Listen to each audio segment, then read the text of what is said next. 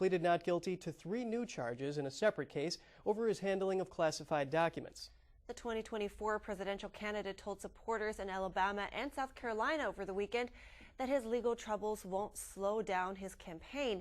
NTD's Jeremy Sandberg has more on the rallies and Trump's latest legal battle. Former President Trump told supporters Saturday in Columbia, South Carolina, his poll numbers keep rising with each indictment. One more indictment, and this election is closed out. The 2024 presidential candidate called it a desperate and disgraceful attempt to preserve power. Every one of these many fake charges filed against me by the corrupt Biden DOJ could have been filed 2.5 years ago. They didn't want to do it 2.5 years ago. They wanted to wait, and they did wait. They waited right to the middle of an election. Trump says he's only being indicted because of his position in the polls. He called the charges an outrageous criminalization of political speech. They're trying to make it illegal to question the results of an election. By the way, you have to see the pundits, even pundits that hate me with a passion, very liberal, very far left, they're saying you can't do that. You're not going to have anything left. But only a party that cheats at elections would make it illegal to question those elections. Trump was indicted last week on 4 federal felony charges. The case centers on alleged efforts to change the outcome of the 2020 election to be in his favor. Trump posted on Truth Social, there's no way he can get a fair trial in Washington, D.C. He's calling for the judge to recuse themselves and says his lawyers might seek a change of venue.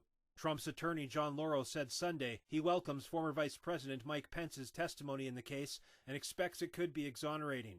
He says that's because Pence believes John Eastman, who gave legal advice to Trump at the time, was an esteemed legal scholar, and because Pence agrees that there were election irregularities, fraud, and unlawful actions at the state level.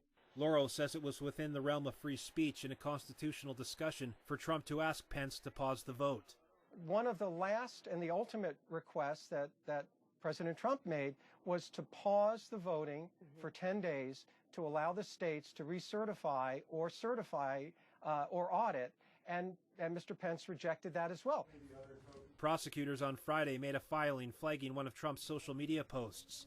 Special counsel Jack Smith asked for a protective order that would restrict what Trump can share publicly about the case and evidence. He argued Trump could intimidate witnesses by improperly disclosing evidence. Lauro said Sunday his team will not agree to keeping information that's not sensitive from the press. The American people in a campaign season have a right to know what the evidence is in this case, provided that this evidence is not protected otherwise.